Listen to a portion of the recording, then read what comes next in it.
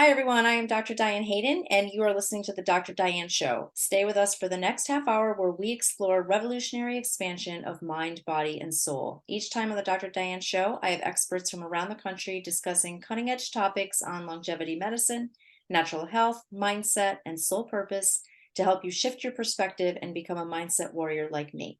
I'm happy to be joined by Dr. Jake Berman tonight. He's graduated from the University of Florida with a doctorate in physical therapy, and he sought out mentorship from two separate mentors that both had 20 plus years of experience helping people keep active and mobile so that they can enjoy high quality active lifestyles.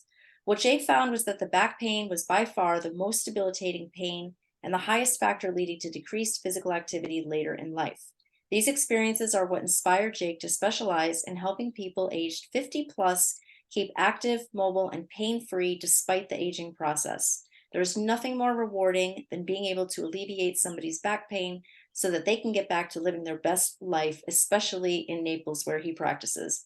Over the years of helping thousands of people aged 50 plus become stronger and pain free, one thing for sure has become apparent: he who rests rots. Jake is a firm believer that we become stiff and then old, not old and then stiff. So, welcome, Jake. How are you tonight?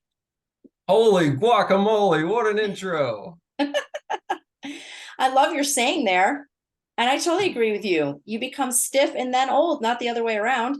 Yeah, if you really think about it, you get stiff, so you quit doing things that you used to do because you're too stiff to do it, and then it just snowballs in the wrong direction. Totally, totally, exactly right. It's like it's that saying, if you don't use it, you lose it for sure. So, how did you go down this journey? How and why did you get interested in physical therapy? As in going through your doctoral program, and then now in the area that you specialize in terms of 50 plus and over. Just tell us a little bit about your journey. Well, to get started, it was better than construction. That's true. I grew up doing construction, and I thought that that was my plan. I was just going to go to college for some type of construction degree. And my senior year, my dean asked me what my plan was. And I told her, and she goes, "Why don't you look into physical therapy?" And I'm like, "What the heck is physical therapy?" And she's like, "It's in the gym setting, it's inside in the AC. You're not stuck in a cubicle. You're a good people person. Just look into it." So I looked into it and I was like, "Oh my gosh, this is it. Let's do this." And then I was like, "Wait, it's a master's degree? I don't want to do that." And she's like, "Just do it. It's not that much."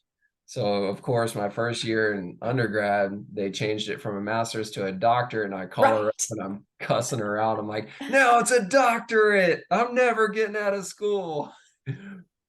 So, fast forward, get my doctorate degree, and I go out into the panhandle and I forced the guy that I did my last internship with to give me a job, Bob Seaton, because he was the best manual therapist that I had experienced throughout my schooling.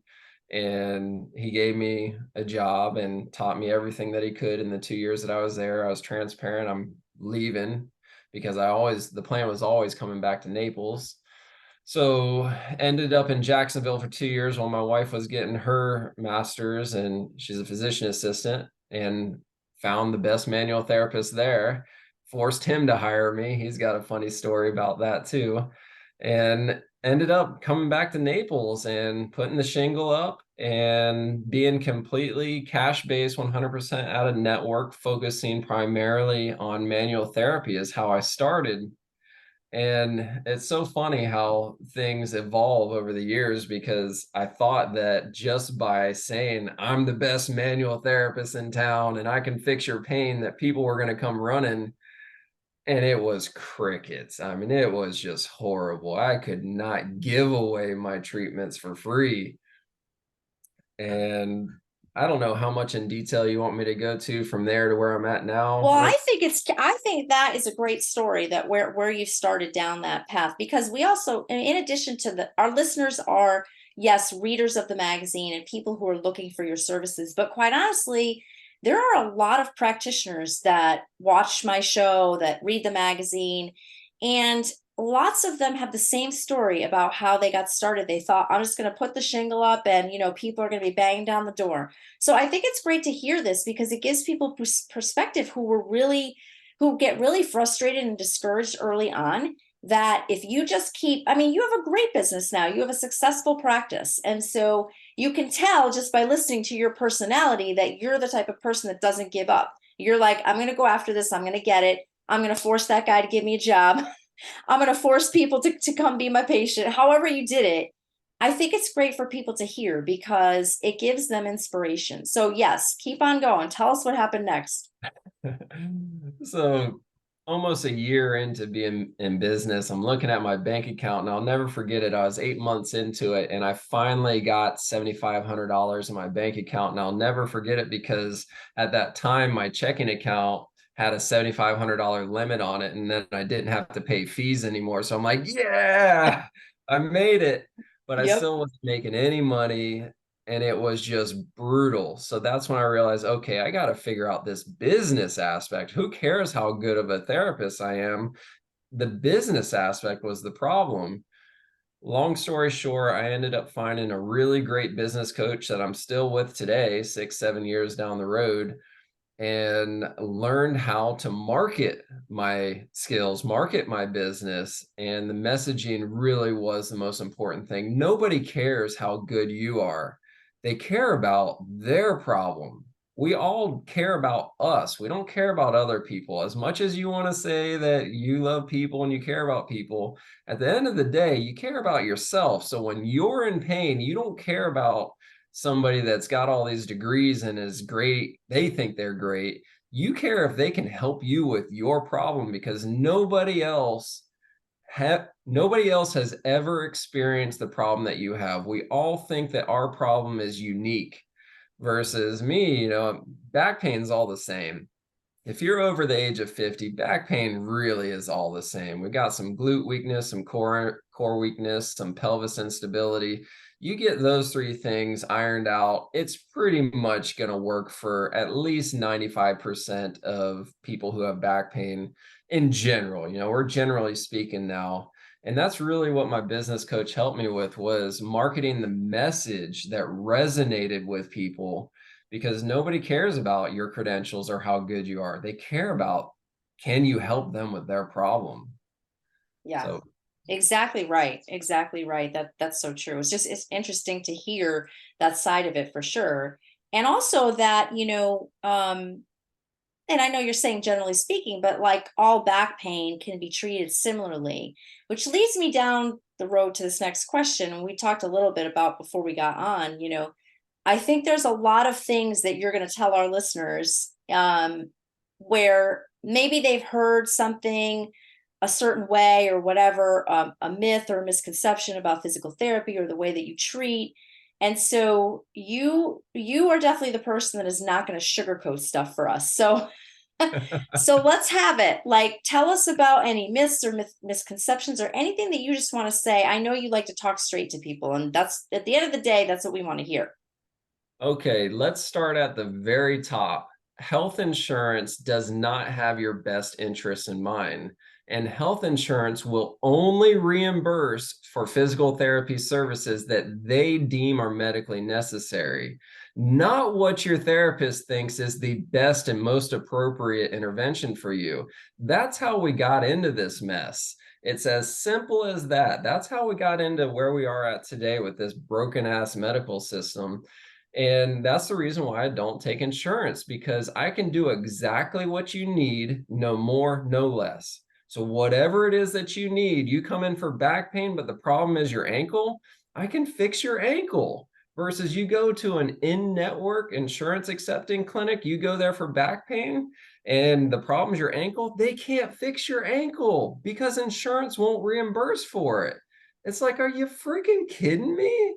All of these loopholes that you got to jump through just to treat the patient. And that's what led to this cookie cutter PT system. I call every insurance, not every, I got to be careful with that. Let me say, I'm going to say every corporate PT clinic as a mill. It's an assembly line. Get them in, get them out. It's all about productivity. The therapist is seeing 3 to 4 patients an hour, and it's assembly line. The tech is usually taking the patients through the exercises. They have no idea if you're doing them right or wrong. It just looks good. Yeah, that looks like it's doing its job. And it's just a joke. It doesn't work. So that's where I'm at here is I don't take insurance at all. And I don't think that there's anybody in Southwest Florida that can rival the rates that we're charging. So we're by far the most expensive in our area. I don't even know if there's anybody in Florida that rivals our rates. And it's because we're worth what we do, because we can do exactly what we need to do. I'm not going to waste your time and put some ice or heat, some bullshit tens units on you. It's all a joke. It's all a joke. I mean, it's just something to get reimbursed for. Yeah, it seems like their hands are tied to a certain extent too, because it's like if they come in with back pain, exactly like you said, but there's another issue, and you're saying that the insurance company is not going to pay for that. So, what's the physical therapist going to do? I mean, they have to come up with stuff that's going to, quote, help the back pain that the insurance company is going to pay for, and then, send you on your way. But you're never really getting to the root cause of what the issue is. You're never really fixing, you're just kind of treating the symptom, and that's, as we know, in our field, does not work for very long. And honestly, to me, my perspective is, okay, so you're cash based and you're expensive, but if I only have to come to you for a handful of times and you're actually going to get to the root cause quickly and fix it, then why would I want to keep going to a physical therapist just because my insurance pays for it for weeks and months and nothing ever gets better? Because that's the expectation. And before we get too far from it, I don't want anybody to think that I'm coming across as saying that physical therapists that work in that system are being malicious or being negligent. They're not. They're doing exactly what you said. Their hands are tied. They have to reach productivity measurements, and they can only do what they're able to do. And to come back to treating the problem and not the symptom, let's use knee pain, for example. It's one of the easiest examples for people to understand. At least 9 times out of 10, non-traumatic knee pain is due to glute weakness. So your ass is just weak. I call it weak ass syndrome. You've been diagnosed with WAS, weak ass syndrome. If you go to the insurance-based cookie cutter clinic, you're going to be getting some straight leg raises, some leg extensions, and a bunch of exercises to strengthen, quote unquote, strengthen your knee joint. But that's just the symptom. Your knee is flared up because your glute above the chain, above the knee, is not doing its job to support your knee joint. So it might feel better temporarily, or worse, it won't feel better. And you think that you got a bad knee. You don't have a bad knee. You have a weak ass. So it's a problem. It's a real big problem. Yeah, I can speak to that. Actually, it's funny that you brought up that specific scenario because my mother, who fell and broke her hip a couple months ago, that's exactly what has happened to her. Maybe, I don't know, a couple weeks post surgery or so, she was getting all this pain in her knee, and she still has it. And she kept thinking, there's something wrong with my knee. There's something wrong with my knee. And I'm trying to tell her, and the medical doctors are trying to tell her, it's not your knee. It's that they had to cut into your gluteus to do the surgery. And your that big muscle on your butt is weak, and it's also trying to repair and all this stuff. So it's so interesting you bring that up because that is exactly what happened to her. There you go. Yep. Yep. People just don't understand the body as well, right? Like, if you don't have a background in our degrees, I'm exercise physiology, you're PT, anatomy and physiology, that kind of thing. Like, people just don't understand how the body works. So I get it. Like, if your knee hurts, of course you think there's some structural issue with your knee, or maybe even related to your quadricep. You're not going to go one muscle group that far away and higher, right? To think like, oh, maybe it's my gluteus muscle. It just doesn't, compute that way in the way people think about how their body works.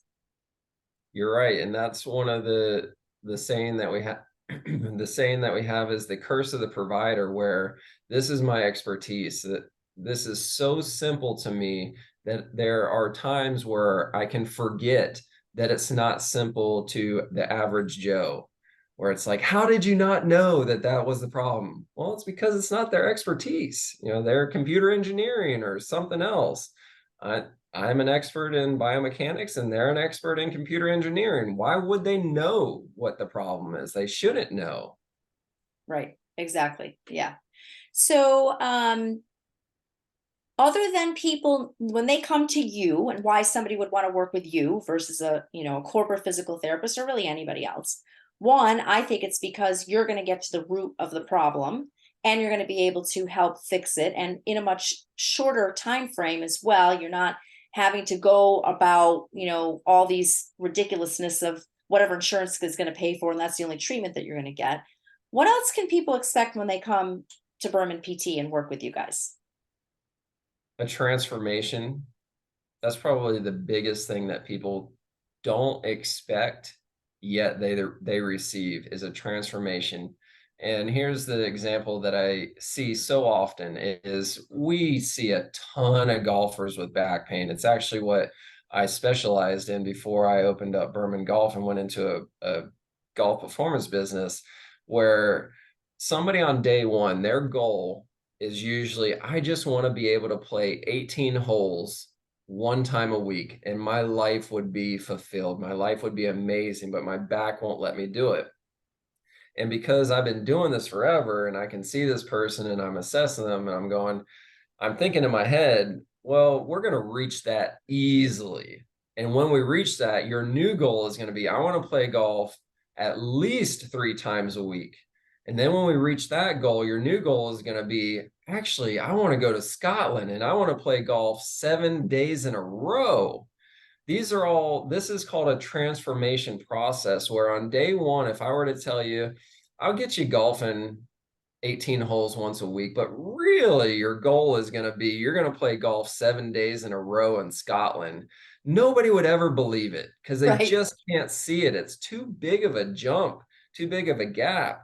However, as we start going through the process and you're like, oh my gosh, this is way simpler than I thought it was. I thought I had to have surgery. Turns out my butt muscle's just not working. Get that muscle firing again, my back pain feels much better. I can play 18 holes easily.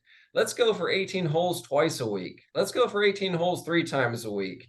And then it's like, wait a minute, I've always wanted to go to Scotland. So we're talking major, major transformations. And that's one of the things that I'm most humbled by. One of the most rewarding parts of my career is so many people that I've worked with over the years are completely different today than when we first started. And they never, ever in a million years would have saw that coming. And that makes everything amazing. That makes it all worth it. That's awesome. Awesome. It's so sad that people come to you and think like all I want to do is just play like 18 holes once a week, and it's not even in their mind like space that where could I like really get to working with you? Well, I get it at the same time, because back pain is very, very scary if you Yeah. don't know what it is. You just going on to Dr. Google and WebMD and you're going, oh my gosh, surgery, surgery, surgery, fusion, fusion, fusion, surgery, fusion, never going to be the same again. That's all you see when you're trying to self-educate. Don't even go on to YouTube and watch videos. Oh my goodness. So yeah, I don't blame them for only having that goal. Yeah. I don't know if you have a number or whatever, and if you don't, that's totally fine. This question just popped into my head. Do you have any idea like what the percentage of people is that you've actually been able to help so that they didn't have to have surgery? 99%. Really? 99%. Now, there is an asterisk there. 99% of those who went on with a plan of care, because we're very transparent on day one. Let's use the knee for an example again. You can come in on day one. If you've been told you got bone on bone knee, a knee joint that's bone on bone, and you have to have a total knee replacement, your knee is in excruciating pain. I don't know why I'm here. I'm wasting my time. I'm just giving it one last ditch effort, Hail Mary. I'll be able to tell you in 20 minutes, 30 minutes max if you need to have that knee replacement or not. And here's how I do it. My wife and I just recorded a podcast on this morning. Funny. oddly enough. If I can get your knee to go completely straight, meaning that I'm pushing the back of your knee flat against the ground or flat against the table, pain-free, then it's highly unlikely that you need to have surgery. Really? If I can't get that knee straight in 20, 30 minutes, then I'm going, maybe give me one more session to see if I can pull a magic trick and do it on that second. But if I can't get in the first one or two sessions flat, it's pretty likely that that thing is shot and you're going to need to chop it off, because the number one cause of knee pain is you can't get it completely straight. And usually the preamble to that is because your glute is not doing its job. The gluteus muscle is not strong enough to pull your knee straight, not your quadricep muscle trying to straighten it from the front, but your gluteus muscle trying to pull it from the back.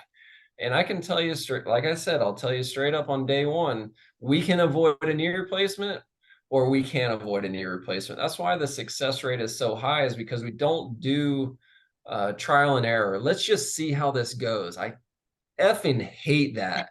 When you go to a provider and they say, well, let's just see how this goes. They don't Really? know. Aren't you the expert? Yeah. Aren't I giving you a lot of money to be the expert and tell me exactly how this is going to go? It's Right. like, come Exactly. on. So that's fascinating to me. You're basically saying that what's the physiology behind that? Just real quickly. I mean, I think people might be curious about it. Like, so just by pushing the knee flat against a surface, they don't, and if you can do that, you're saying that the person doesn't have to have surgery. Because we're talking about a pain response. If I can Okay. get the knee to go completely into extension, and it's technically called hyperextension, but it's secured or stabilized hyperextension. If I can get it to go into full hyperextension, don't get scared listening to this, because it's not like I'm bending your knee backwards. I'm just Right. pushing the back of your knee to the floor or to the table. If we can get it to do that completely 100% pain-free, then you've gotten rid of the pain response. The pain response is why people have a knee replacement, not because it's bone on bone. And this could easily get us going down a rabbit hole. I'll try to give you a 30-second cliff note. When I first started my career, I was working with somebody who had a knee replacement. The first week out of a knee replacement is excruciating. It's his right knee. And he goes, man, I'm really not looking forward to having my left knee replaced. I'm like, why do you have to have a left knee replaced? Well, because on x-ray, that one was worse. The left one was bone on bone, but it didn't hurt me. The right one was killing me. That's why we decided to do the right one first. And I'm scratching my head going, wait a minute. Your left knee's bone on x-ray, but it doesn't hurt? You replace the right knee that showed up better on x-ray just because it hurts more? And I'm going, what the heck? This doesn't make sense. And it just happened over and over and over again through my career. And that's where I can say straight up with 100% confidence, bone on bone does not cause pain. It can be correlated with pain, but it can't cause pain, because there's too many examples that I've seen in my own career where people have bone on bone x-rays, but they don't have pain. Yeah. Wow, this might be the biggest aha moment of this podcast. People are going to be like, "What?" A million people who are scheduled for knee replacement surgery like for the next 6 months are going to be calling you like Listen, original parts are best. And I'm not saying that I'm God and I can fix everything. What I am saying is, if you show up to me on day one being told that you have a knee replacement, and by the end of that first session, I'm telling you, we can at least prolong it a significant amount of time, not just a couple of months, but a significant amount of time, then it's worth it, because these things wear out. You don't want to have another revision if you're 50 years old and you've been told you need to have a knee replacement. I know. Yeah, no. I know. That's crazy. Well, that's awesome. That's great information to know, and I hope that people will certainly take advantage of that and connect with you for sure. What is one thing you wish our listeners knew about your practice? that insurance is not going to do the right thing for you. There's so many people that when we get to the insurance question, it's an immediate turn off for them. And they're like, oh, I got to use my insurance. And I'm like, really? Is somebody holding a gun to your head? Or is it just what you're grew up with and it's this Yep. social norm? You're supposed to use your insurance. You're not used to paying for your health care, but you're used to paying for your Bentley or Maserati. It's like, what the heck? Do you want something nice or do you want to go to the cookie cutters? There's nothing wrong with Hondas. There's nothing wrong with them at all. They're brand new cars. Go get you one for 20 grand. But if you want a really nice one, you're going to have to go somewhere else and you're going to have to pay a lot more money and they're not going to take your insurance.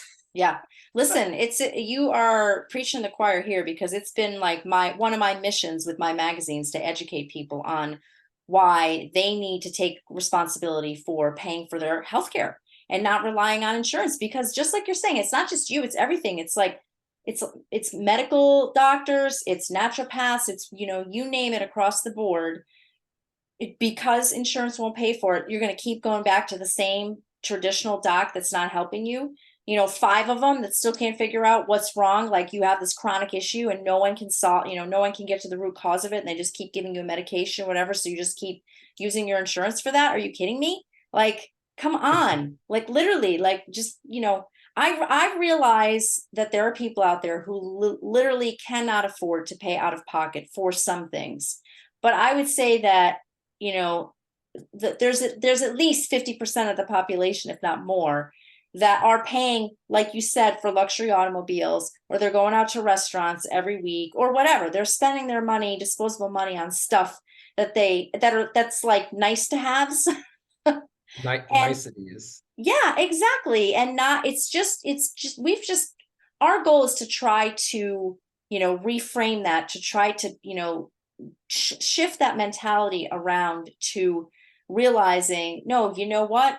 I need to pay for this because I'm going to find the person who's really going to help me and I'm going to solve whatever this issue is instead of going through, the traditional rat race of it. So I hear you.